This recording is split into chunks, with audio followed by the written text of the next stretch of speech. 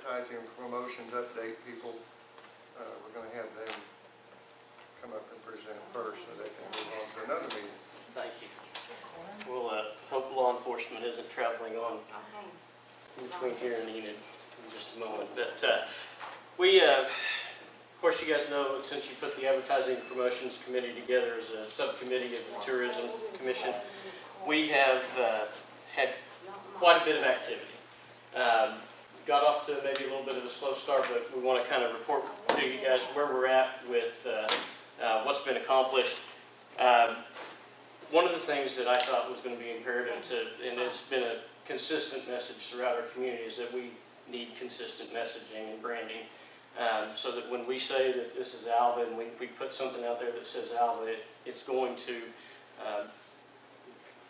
intentionally draw their eye to the fact that this is Alva. So with that, as part of the process that we've been through, we've had some brand guidelines developed. Essentially, this is just, as I said, it's intended to aid in effective communication of the Alva, Oklahoma brand. So the colors, the fonts, all of these things are outlined in these guidelines. What these guidelines will help us do, because they've been created in a professional manner, we will be able to send our color specifications, our fonts, our dimensions, and all of these things to virtually anybody that does any print media or online media, and they'll be able to take these guidelines and know exactly how to put that on whatever it is that we're having created. So if we switch printers somewhere down the road, or if we switch consultants somewhere down the road, or if we switch web designers, or any of these things, these brand guidelines will stay with us. We own them, they are ours, and when people use our stuff, it helps ensure that they get utilized appropriately. Basically, we got 4 colors. We've got a brown, a tan, a white, and a red. You'll have seen all of from the brochure that's sitting in front of you to the website, our Facebook page, all of these things, we kind of stick with this consistent color theme. These colors were not original to this project. These colors were original to the wayfinding signage project, and we felt like since those signs were going to be what people saw when they came into our community, that's what we stuck with. The fonts, you can see there, that when we need somebody to print something or somebody wants to use our logo, they'll have this information so that they use the correct fonts. How our logo can be used, Alva will be on top of the Oklahoma with the wheat on either side, either a white background with red writing or a brown background with white and gold writing is our preferred use. And what we would do is whenever somebody wants to use our logo, and we want people to want to use our logo to help promote their events and whatnot, we just ask that they also observe what our guidelines are for using our logo so that they don't stretch something out to where it looks all funny or use different colors that are inconsistent with what we're trying to do. Along with the logo, we went through a pretty extensive process to develop a tagline.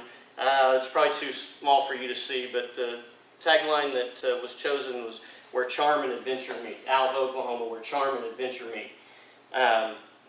That was a process that included Back to You marketing coming up for several focus groups in our community, met with a lot of different people, got feedback from a lot of different people, and then between the Advertising and Promotions Subcommittee and his marketing group, we narrowed all that down and have we have that tagline to represent the fact that you may want to go out to the dunes and go crazy on a dune buggy out there, or you may want to enjoy the arts in downtown Alva, and it kind of gives that whole everything in between aspect, whether you're going to go dig crystals at the Salt Plains or catch a football game at the college. It kind of encompasses everything. And then with this, it's kind of how it sets up for our advertising, and so using various images and the same color schemes and fonts and whatnot, this positions itself well, whether it's going to be the banner on your Facebook page or or the top of a flyer that we produce for some event that's going on. It's meant to be versatile. We feel like it is. So far has been very versatile for what we're doing, and and we'll be using it for advertising our community. The next thing that is part of kind of what's going on is that along with what we've been doing, it was important, we felt like, to ensure that there is a constant message going out about things that are going on in Alva, more than just an events calendar. On the Facebook page is where we have a community blog, or a Visit Alva blog, and you can see down here, they've got photos already up from the fly-in from Monday or Tuesday, and various photos from all around town, videos from different things. Again, there's Nescatunga Arts Festival. There was a video produced, a video blog that just went through all of the events that are going on in June. And so with when these things are posted, whether it's the videos or whether it's I've got an update on what's 10 hours ago, what's going to be going on for the 4th of July here in Alva. So what helps the blog to reach a broader audience is whenever you guys have liked or followed Visit Alva OK on Facebook, and then like and share these things, that spreads our audience out to your entire contact list. And we know you guys have friends and family that are outside of town, and then when they see that, their friends and family see it as well, and so that kind of spreads everything out further. It doesn't cost us anything to spread the message. Aside from what we're spending with the promotion we spent with the consulting company to develop and continue to keep the copy fresh. But they are doing 2 or 3 updates a week, maybe 5. This week especially. This week has been it's been off the charts. I've seen it pop up in my Facebook feed, so that's where I'm catching it. But they've done everything from just report on things that are going on to ask questions about different things about Alva, to try to spark a conversation about Alva. So we also, brochure, part of having a comprehensive strategy is also having print media, and so whenever we go to the paper, we'll be able to hand things to the courier staff, and they'll be able to put things together for us, or it'll be in a format that if we send it to them user ready, they'll just be able to plug it in and all that stuff. But we also will be able to go to other print shops and as needed if we have to, if we have to leave town for things, and we're able to do that as well. The brochures you have in front of you, Alex, you know more about the distribution than I do. So we had this printed, and we got them actually last week because we wanted to make sure that we were able to stuff the Welcome to Alva bags for the air show, or the air race. So the air race was yesterday, and every air race competitor got a welcome bag from us, and in that was the new brochure. I also dropped these, I applied to get into distribution with the Oklahoma Department of Tourism, and all of the boxes were delivered to the Oklahoma Department of Tourism to go to all of the tourism centers in the state of Oklahoma. So that'll take a little bit of time to get them out to every single one of them, but they have been delivered, and they will then go into circulation at all those facilities, and that was free to us to do. And as they start to go down, they will contact us to replenish those.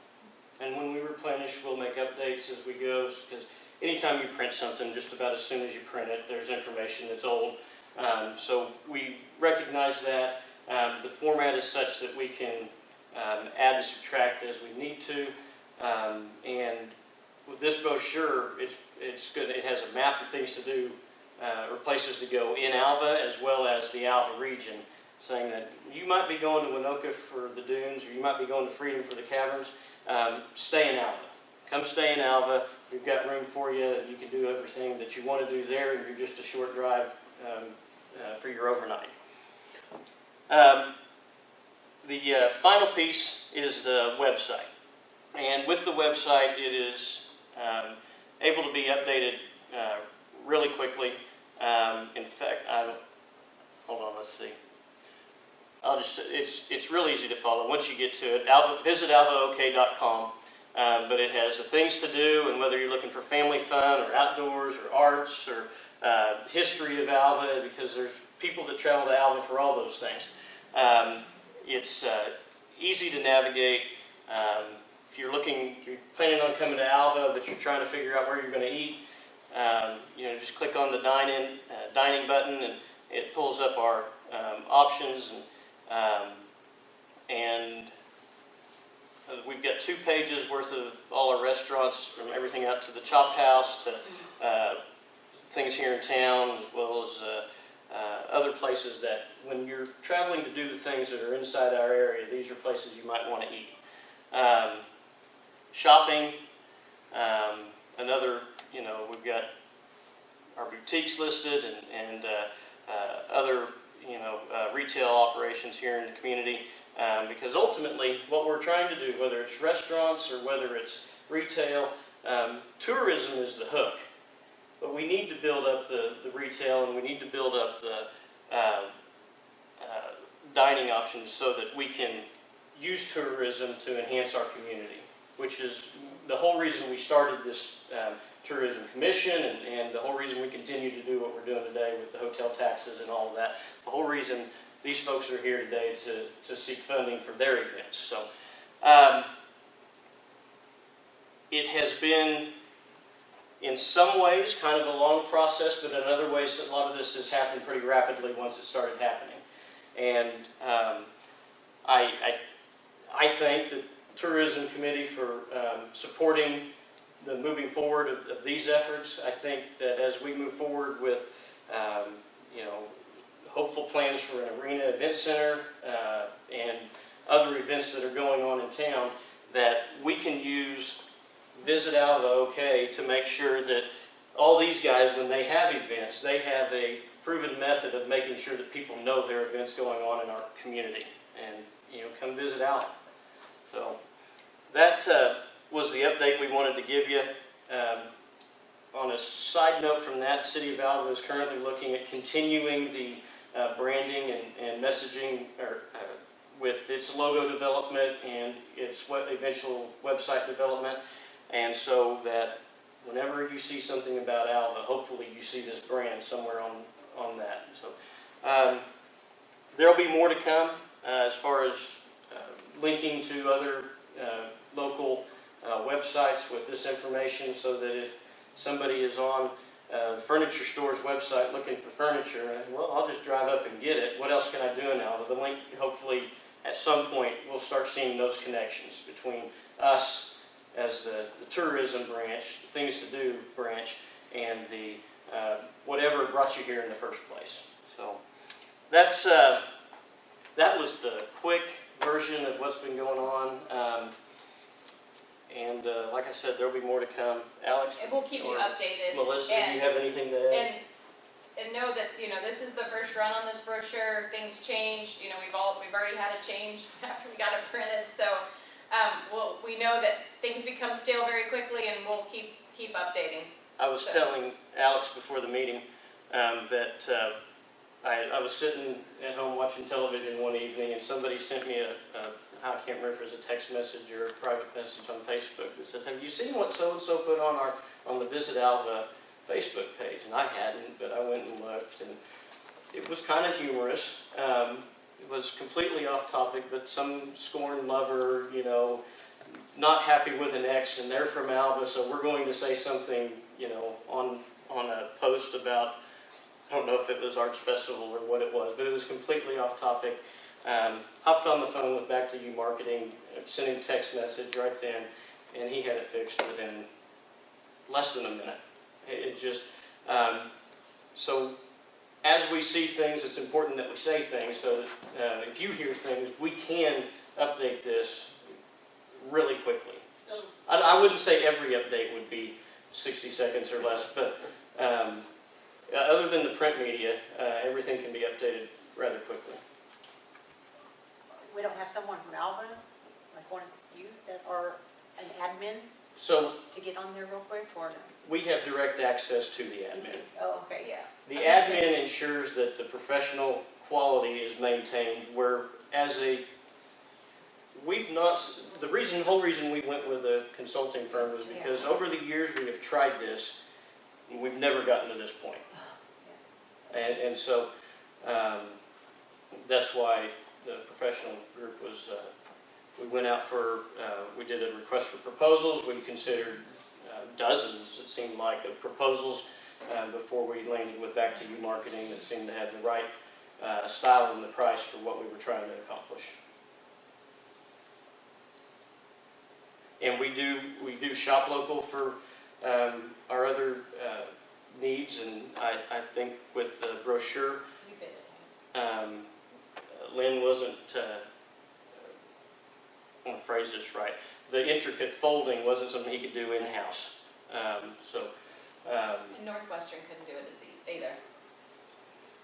So we got with who the college uses for similar materials, and that has been a good experience so far.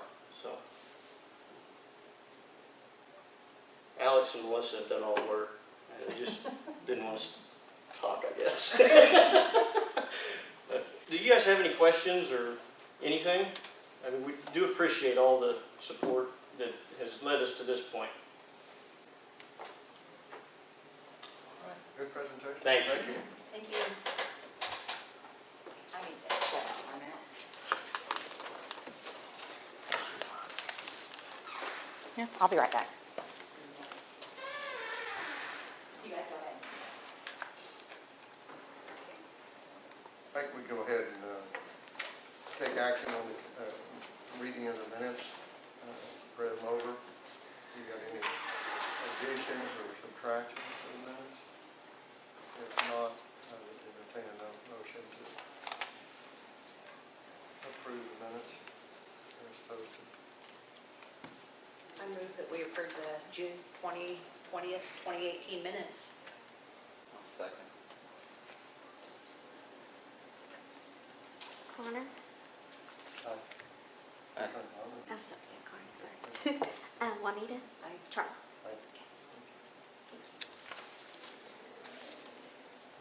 Next item on the agenda is the discussion of the financial report.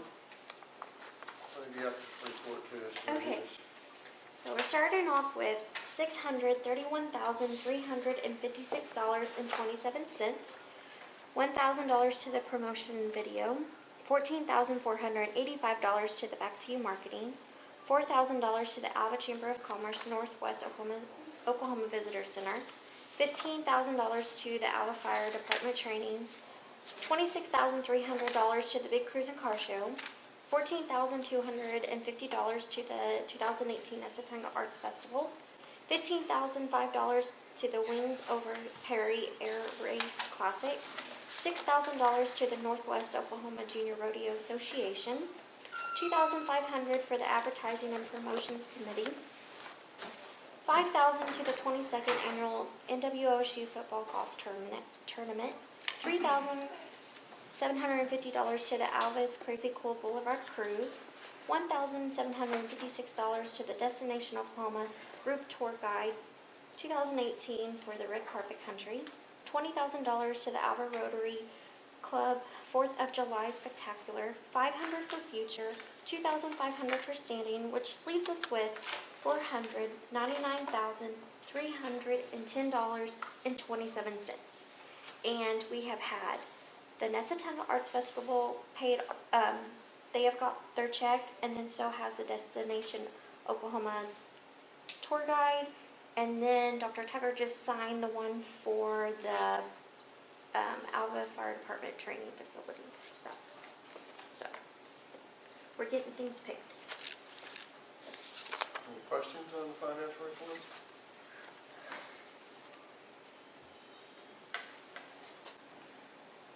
If not, I entertain a motion to approve the financial report as reported. Make a motion to approve the financial report. Have a motion, is there a second? A second. Have a motion and a second. Terry? Aye. Juanita? Aye. Connor? Aye. Charles?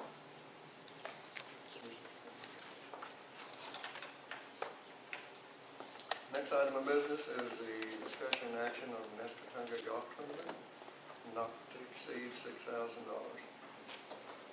You're up. I'm Larry Harmon. I'm here on behalf of the Alva Golf and Country Club, which I'm a board member. I'm here seeking financial assistance for one of our largest tournaments of the summer, which is referred to as the Nescatonga Golf Tournament. It's held, this year will be held July 14th, 13th, 14th, and 15th. The 13th is actually just a play day. The 14th and 15th are the dates that the tournament's actually held. Alva Golf and Country Club was established back in 1952, I believe. It's been out north of town there since 1956. This is our 54th year, I believe is what I was told, of holding this tournament. Initially, the tournament started off years ago to bring people into town from outside of the city of Alva. One member was all that was allowed to be on the tournament team, had to have 3 guests. We have, because of the limited area that we have to play, we just have a 9-hole course. So we have to play it twice to get in 18 holes. So we've opened that up a little bit to allow more of the members access to the tournament. So now we do allow 3 members to be on a team and 1 guest. And I actually don't suppose they have to be out of town, but that's what we request. This is our largest, foremost tournament of the year, which requires the most funding. I will tell you that golf is one of those sports that can be played either individually or as a member team, like as we're having. The tournament that we're hosting will be a 4-person scramble. Means that you move the ball to whichever the best position is and all play from there. Last year our tournament, excuse me, not our tournament, but our club manager began keeping some stats on our tournaments. We do host quite a few events out there, and I just looked tonight. Our largest 6 events, we had 860 golfers involved in those. Of those, 393 were from out of town.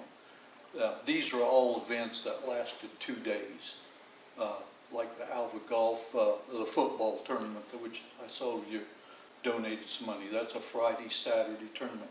Anyway, of those, I don't know how or when, how he documented this, but he says 178 of the 393 players stayed in motels here in Alva during that weekend. So we are a certain benefit to the community. The people, when they come in for 2 days, last year, the members that I actually had 3 out-of-town guests.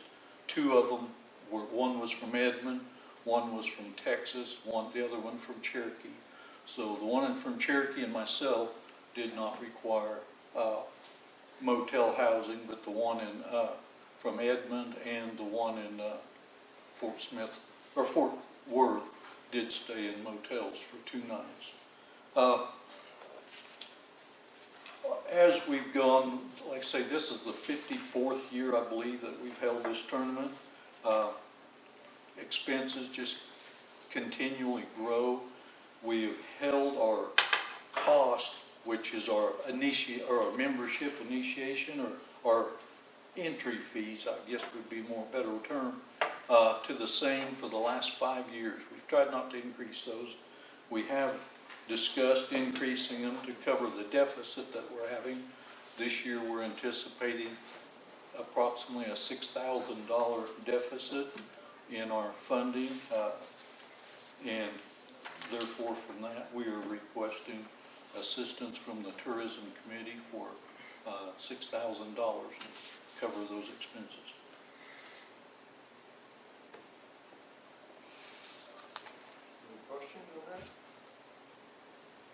talked about this last time, you know, this is not open to the public.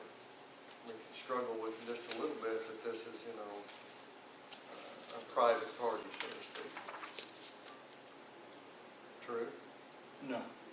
That was a Not just private anybody party. can go out there and, Oh, of this tournament? No. yes, yes. Of this particular tournament, no.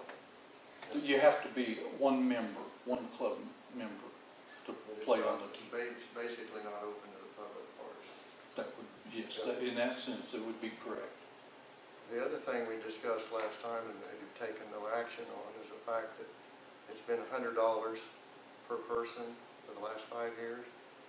Correct. We kind of suggested that maybe you bump that to 125. We go out, I play golf like you do. If I leave here, I pay 60, 75, even up to $100 to play golf.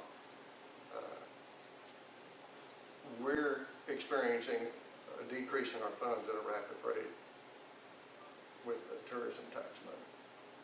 Just this last 6 months, we're probably going to be down 50,000. In other words, we approved 50,000 more than we've taken in, we're going to take in. Okay. So, you know, we got to start looking at things that, you know, make things like your event kind of float itself. And I agree with you, Charles. We have discussed that, the board this year elected to retain the same entry fee amount, and rather than increase it, we haven't increased our dues for 3 years either. So, you know, just like you approved 5,000 for the Ranger football tournament, which was hosted by our club out there. You know, we spent quite a bit of money on additional employees just to fund that, you know, so if we didn't have that, we could have kind of swayed some of that money to this other source. But we want everyone to enjoy the game of golf and tournaments. And yes, I think next year we do need to look at increasing the entry fee amount so we can cover part of that deficit. Why we've got a deficit now, this tournament, and I haven't been involved in it, I promise you, for 50 years, is we've began giving a little better, and I don't want to call it, well, better prize money, but we do give a gift to the people when they come. We used to give one golf ball years ago. Well, now they get a deal of Pro Vs, which is $14.50 so for each player. So just our expenses have increased also in that. Well, I'm just, you know, looking at our situation going forward, we're looking at a possibility of about 100,000 a year going backwards. And so our reserves are going to go down fairly quickly. So, you know, we need to start, we talked about it last year and you didn't address it, you know. No, we did address it at our board, Yeah, but I mean, you haven't changed it. we did not elect to So change you're back it. for the same amount of money even though we talked about it. And I was kind of anticipating this going forward back then. We kept drifting down on our tax revenue. And so at some point, you know, it's going to be really tight. Got to make more money or spend less money, one Yeah, of the two. and so that's my concern. Okay. I agree. I definitely don't want to deter anything or hinder anything. But I mean, it's definitely just something good to keep in mind, especially as we go. You know, as the funds are declining, you have to look at different options, but get creative and just look at different things. I mean, that's a good point. I would imagine, Connor, our primary thing for next year would be to raise to $125 versus the $100 per player. There's 40 teams. That would be per team, excuse me. So that's going to increase our revenue enough to cover the shortfall right there. And it should cover at least 4,000. Yeah. You know, so that's probably what we're going to be looking for in the future. If you want to request something and we're going to be only able to fund a third of it or whatever that percent may be. I understand. just thinking about, you mentioned it's been 3 years since the dues have been raised, Mhm. but I hope that at this time that you guys are not going to consider that part of it, raising dues. I mean, at this point in time, I think that the things that are being offered, there's no big changes going on as far as raising the dues for the members at this point in time. I mean, as far as comparing what could be done here, I'd rather see that maybe the price be raised a little bit more when people enter versus, And that's the most logical yeah. and way to solve this is to increase the entry fees. Okay. I think the good news is the pool being in operation now. That's one thing that we did discuss when it was out of operation, and that a lot of times the families didn't want to come along or come out and would stay behind, maybe the out-of-town people. Correct. Where now the pool is in full operating mode, which is a lot more welcoming for some people, I think, to come out there and And that pool is open to any person, anytime, free of charge. There's no charge for that, so, You're saying to the public or to the? no, to anybody, Anybody? welcome to come out to use it. You do not have to be a member to come out and use the pool. And we have quite a few now every day going out there and eating lunch and you accessing that. That's been our rule, Charles, for, I don't know how many years, that you had to be a member and you could be a guest. And you could be with a member, a guest, but we've opened that up now. It's not a, I was unaware of that. well, we had a lot of non-members that would come out. We used to charge $1 for their admittance, and that became a bigger bookkeeping problem for $1. We finally just said, let's just let them in free and we don't have to worry about that, so. That's a good move. Any other questions, folks? I'd entertain a motion to either approve or decrease or whatever, adjust or whatever you think. Nobody have a motion on this request. I'll make a motion to approve the $6,000 request for the Nescatunga Golf Tournament. Second. A motion and a second. Juanita, Aye. Charles, Aye. Terry, Aye. Connor. Aye. Okay, thank you very much. Thank you. Yeah, thank you. Next item of business is discussion and action on the annual Impossible Obstacle Course Race, not to exceed 4,500. And thanks to him being here last year and listening, he's requesting less money this year.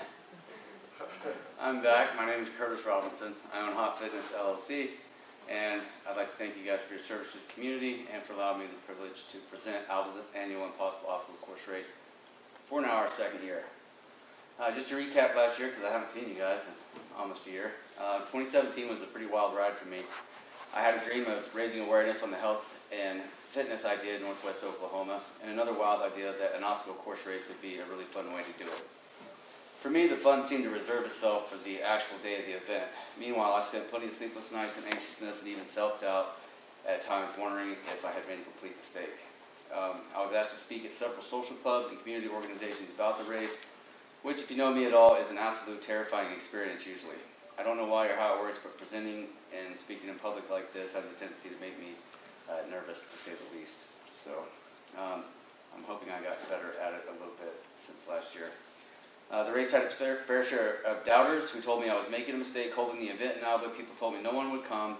I would be lucky to get 40 people here, and people flat out told me that nobody cares about fitness in Northwest Oklahoma and that I should actually move my fitness business to a bigger city. I faced my fair share of challenges. I learned to work with and trust a number of different contractors and suppliers. This too was a learning experience.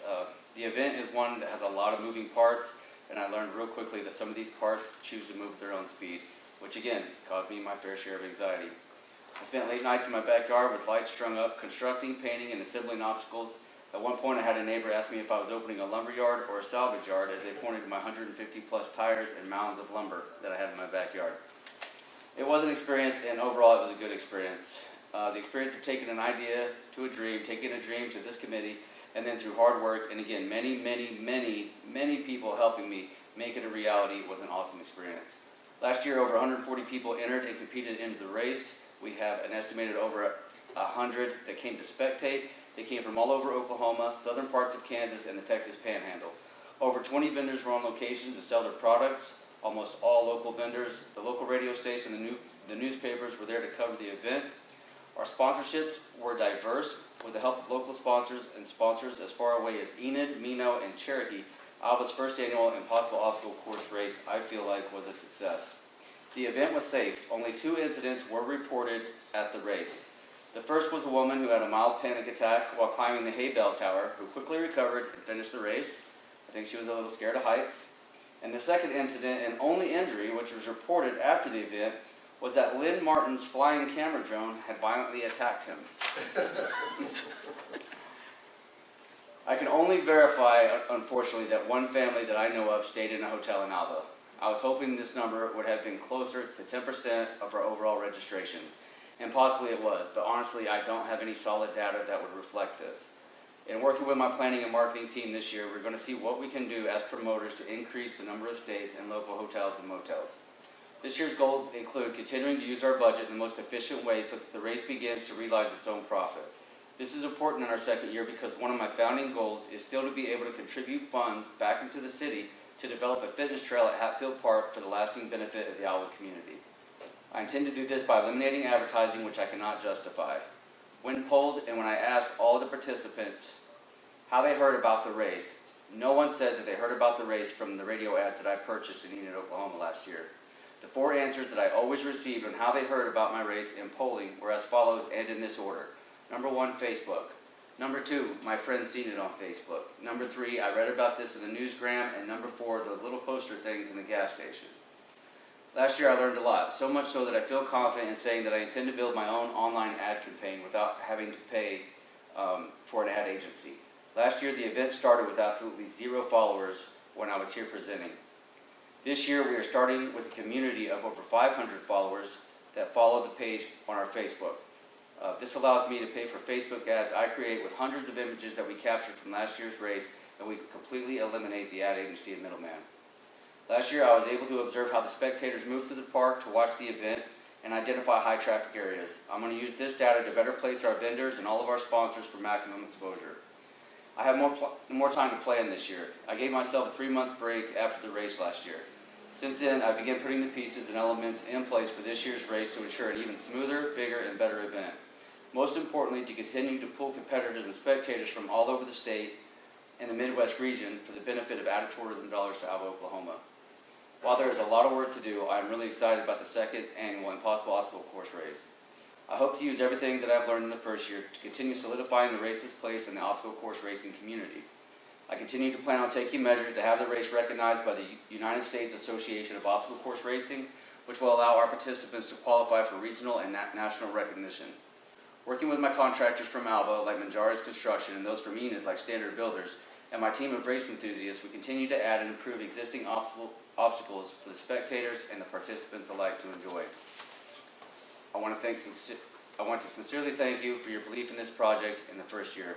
It was refreshing to have members of the community who also seen how this could benefit our local community in Northwest Oklahoma. There were doubters. I at times doubted, but the event affected several lives in a positive way. I wish I could directly share with you all the reviews, the stories, and the praise that I've received from participants and spectators, and I'd like to welcome any questions you have for me at this time. You said 140 participants last year? That's correct. Registered racers, paying registered racers, with an additional about 100 came to watch. What do you anticipate this year? My goal this year is to double that and have 300 participants registered to race. I feel like starting from scratch last year, just the word of mouth effect alone has we already have 150 saying they're coming to the race on our Facebook event page. I don't really count that unless they paid, so I'm a man of kind of business, so when they pay, then I believe they're going to be here. But I feel like that's a conservative goal, to double what we had last year. Most of them are going to come in return. I've had 2 that raced last year that told me that they're going to do the race, Savage race, another obstacle course race in Dallas. So typically these are just annual events that people like to revisit, and now that we've kind of got on the map, I really feel we're going to have a good chance at doubling. I'm sure we'll break 200. That's my opinion, but 300 is my goal. I'd like to say 500 every time I walk in here, but I got to be conservative, so.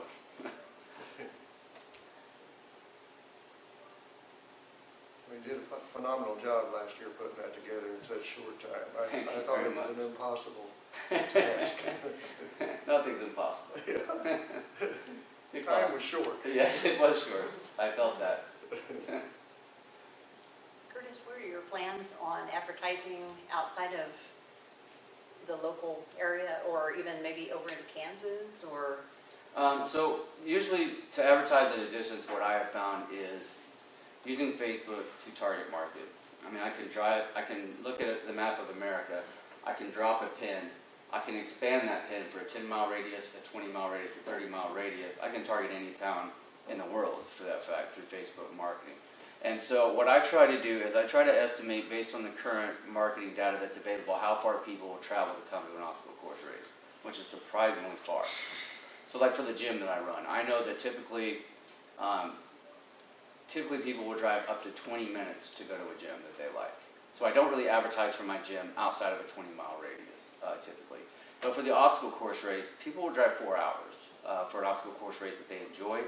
And especially, they'll drive up to 8 hours for a race that's recognized on a national level. So my goal is to eventually get this race recognized by the national level. There's some things we have to do on the way we judge the event and how we track it. That way everything is official. Just like a football, a national football game has to be done by an official referee. We have to put measures in place, basically, that qualify to be an official race. So eventually, my goal, when the race breaks even, when I can stop coming in here and asking for help to keep it going, is for the race to keep going like that. That way, this is a national qualifier event. So that way, we will sure to pull in 3 or 4 state ranges for anyone wanting to qualify for a national race. This will be one of the qualifiers that they can hit in a year to move on to their national dreams. But Facebook primarily, and then really that's it. Just because I cannot justify a return on my investment in advertising in any better way than Facebook. It has I can track everything. I can see where every penny was worth it or not. Whereas other methods of advertising, they're really hard for me to say or justify. I spent $1,000 here on this, and there's almost no way for me to see the return on that investment. I don't know if I made $50 there or $100. And even when I polled the contestants, 85% of people got to this race because of Facebook. That is the reality of I don't know. I know it doesn't sound great, but that's just the way it is in this day and age, I think, for me, personally. If there's a better way, hopefully my team can tell me about it this year, because I'm bringing on a few people to help me out and lighten the load a little bit. So I'm wondering about our local radio station, if they would help to promote something like I this. spoke with the local radio station last year. We had a few different back and forths. Obviously they want to sell advertisement. They gave me their advertising rates. I had already purchased the advertising that I think I put in the initial proposal with you guys to buy the advertising from the KNID radio station that does out of Enid, the Chisholm Trail Broadcasting. So I bought those radio ads. I don't know that I got any feedback at all. And if there was, and maybe people showed up from the race from that. The thing is, I have no data to support that. It's hard to track that. It's hard to know how someone heard about it over the radio. When I asked, I never got one answer telling me they heard about it on my radio ads. And I think I spent $1,500 or $2,000 in radio ads last year in Enid, but almost everyone that came out of Enid told me they'd seen it on Facebook, or they heard about it from a sponsor, Enid Ironworks, because they were gym members there. And then they just started telling their friends and family that way in the grassroots. So I'm cautious. Our local radio station, 105.7, Uh-huh. right? 105.7, because I typically was going to say say, I don't always tune in. But, They did do us a service last year. Okay, They showed up to do a live remote, and they did it free of charge. okay. That was something that I thought I was gonna have to pay for it initially. I think they wanted me to pay for it. I was honest with them. When it came time for the event, I just didn't have the money. I would have been more than happy to have them live at the event and pay them. I didn't have the money left. I put everything that I had for my own livelihood into the race to make it a success. And so, We have a Northwestern student who is just starting a Friday show, oh yeah, and she is in Mass Comm. okay. And so she's really excited about promoting out to everybody locally with the music they want to listen to. Okay. And I think that that might be somebody. Oh, like that Friday night. a live DJ? Oh, okay. I didn't know they were doing Yeah, that. college student. That's interesting. uh, Okay, They're letting her have like an hour cool. every Friday night. And So she has her own radio show. Yeah. Yeah, That that's might be a great. way to Yeah, and that may be put a in great some way, plugs. yes. Any other questions? Other questions, comments? I think it's a great event and something, he's not just looking at this year, and so I think that's important. It's something that when you hear him talk, and not just talking to him, seeing him around town or whatever, he's focused on the future as well, and it's something that, he's looking at something, a lot of potential, and the national perspective of it. I think it'd be important, or it'd be great to have that in Alva, and if it's something that we can look back and say that we helped them out and helped it get rolling, we definitely want something like that to stay in Alva if it, as it grows. Any others? I'd entertain a motion to, I move that we approve $4,500 for the obstacle course. Second. Juanita, Aye. Terry, Aye. Connor, Aye. Charles. Thank you very much. thanks for your presentation, your hard work. Next item on the agenda is the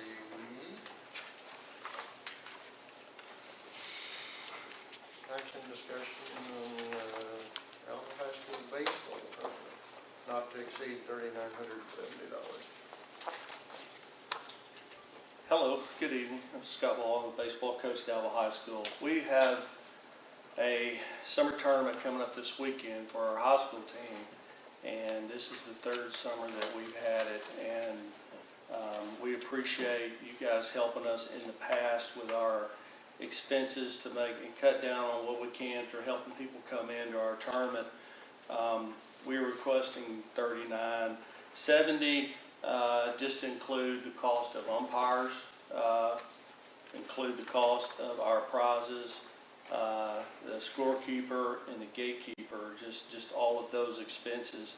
Our total revenue from gate, we're estimating $2,500, concessions $1,000, entry fee $350. We're going to bring 7 teams in, and we're wanting to charge an entry fee of $50, so that's $350 there. That's a total revenue of $38.50, and our total expenses with umpires, concession, prizes, game balls, field maintenance, scorekeeper, gatekeeper is $67.70. So that's the difference. And if things do happen, and with baseball weather, we could get bad weather and get rained out, we're just going to request whatever games that we play. This is based on playing 20 games. And we may not play 20 games. Matter of fact, we made this out before we made the schedule out. We're going to play 16 games if we get everything in. So it's not going to be that, like the umpire says, $2,800. It's probably we'll probably only turn in $2,200, I think, is what that totals out for umpires. So that's a little different right there. But if we only get 12 games in because of rain, we'll just request that. Or if the whole thing gets rained out, we obviously wouldn't request anything. So be short and quick with my presentation. So I don't know. You guys have helped us in the past, and we do appreciate everything.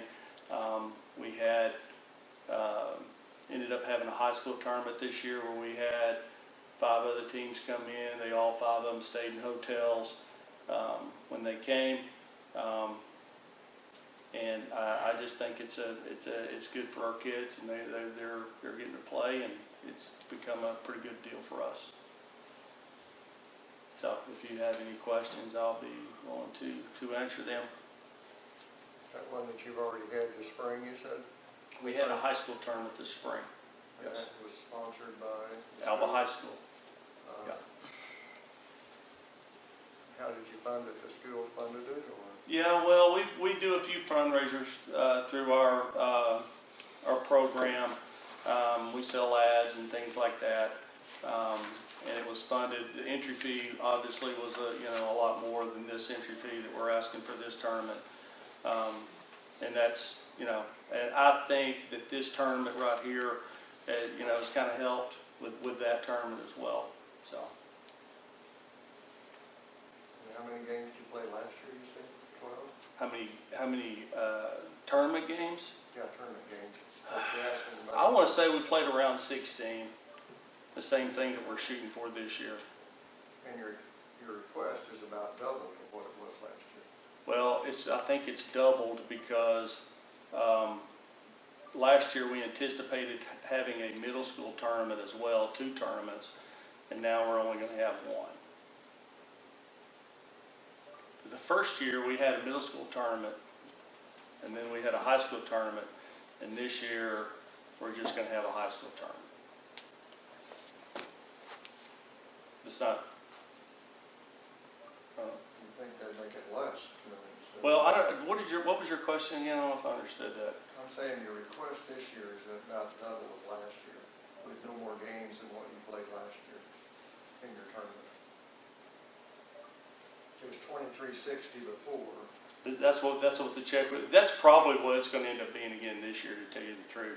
What we did, we requested, I think the way I understood what you were saying is we requested money and we didn't get what you approved us last year. We turned in, what I'm saying is we're going to turn in what we play. Exactly what that amount will be, whatever games that we play. Is what, now if you guys approve $39.70 and we only, play $2,800 worth of that, or $2,300, that's what the actual check will be. If that makes sense. How do you keep track of that? How do I keep, it just depends on how many games you play. Because the games are going to cost, we pay $70 an umpire a game. And we have 2 umpires, so that's $140 right there for umpires. These the things that we're asking for are the umpires, and that's predicated on how many games that we play. The prizes, which will be first and second prizes, first and second place that we would give out. And we give out baseballs. Is what we give out for prizes. We don't give out trophies or anything like that. We've given out baseballs. Scorekeeper and gatekeeper, that's based on paying a scorekeeper and a gatekeeper $10 per hour for 36 hours. So it's $360 for that. Now, if we play 2 days and 1 day it gets rained out, we've got six games on Friday, 6 games on Saturday, and 4 games on Sunday. So if, say, Sunday gets rained out and we don't play those 4 games, then we will take all that off and go accordingly to what we need to do. And that's what I'm saying. This was written out and turned in before we did the schedule. And the schedule, this is based on 20 games, and we're not going to play 20 games. Right now, we're going to play 16 games. So that's what I'm saying. That's $2,800 is not right. That's going to be dropped down to at least 22, something like that right off the bat. And if we don't play our 16 games, then it will be even lower than that, according, whether we get them in or not. But the only thing that we're requesting is the umpires, the prizes, which are the baseballs, first and second place, the scorekeeper, and the gatekeeper. That's it. And all of these people were paid the same way last year? Yes, but no, they weren't. We raised our rate for our umpires. We paid them. I think we're paying them $15 more a game now. So yeah, that has increased. But the gatekeeper and the scorekeeper was the same, and the prizes were the same.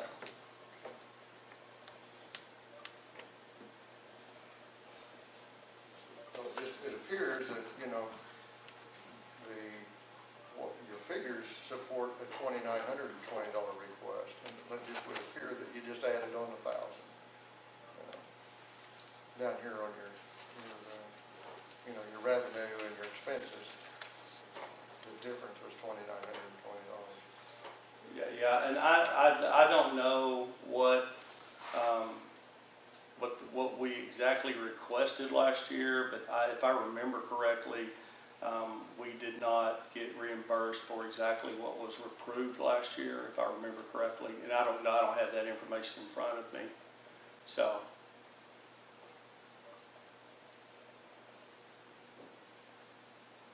Any questions? Comments?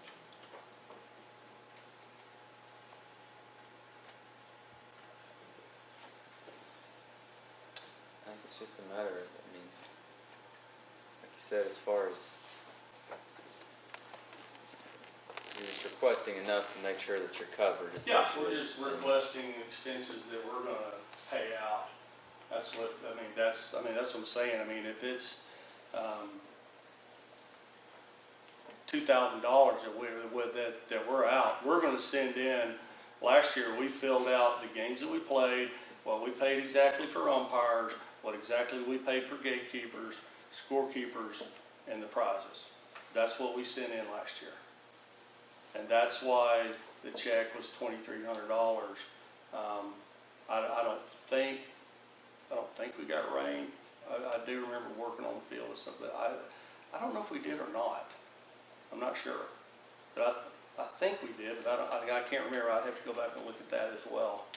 But I mean, I know that what we got approved for last year was not totally reimbursed, and justifiably so. We're not asking for that. We're just asking to get our umpires paid and our prizes, our scorekeeper and our gatekeeper, to get that done. And that's what basically all the request is. I think I understand what you're saying, Charles, because right here it says $2,920 is all you need to run this tournament. And then you're asking for more, but you're asking for specific things, and this is what it's going to cost, and that's where the difference is. However, as you stated earlier, you know, it's not like there's just not an excess of money. And I think I would be comfortable approving the $2,920, Yeah, that's not to kind of exceed $2,920. We would Is appreciate how I that. would, you know, and And then I understand whatever what you guys happens, are saying. I understand what you you know, guys are you have to turn in your receipts, so if you have Right. 2,400 in umpires and X amount in prizes, Right. whatever it takes to get to that.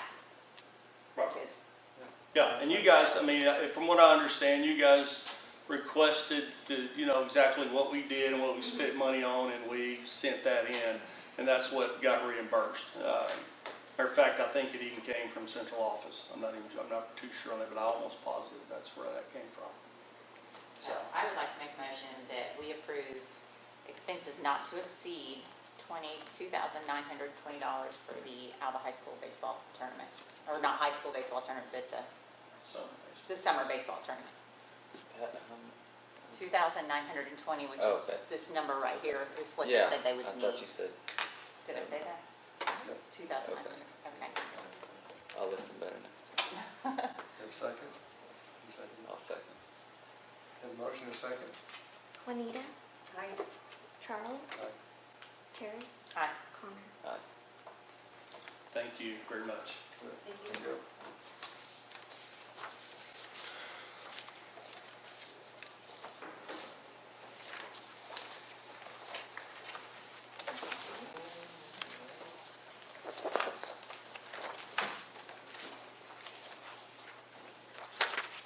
Any other remarks or inquiries for the tax committee about anything that's come up or been discussed? I just kind of run those figures on our first 6 months this year. You know, it looks like if we collect the same amount of money accordingly, you know, that we do. The same amount as last year, you mean? No, the first quarter of this year. You know, this quarter, if it's another 25,000, we've Okay. obligated 100,000 or more. Right. You you know. I So yeah. 50,000 every 6 months. Yeah, we're I down. noticed it was dwindling, you know, so, Yeah. so, That was my concern. yeah, definitely want to spend the money, because, I mean, that's what we're taking it in for, is to spend. Right. But, you know, if you don't have it, you can't spend it, and so you want to be a little more choosy. Yeah. There is. Okay, I entertain a motion to adjourn. so moved. Return. Second. Juanita, Right. Charles, Aye. Terry, Aye. Connor. Aye. Motion adjourned.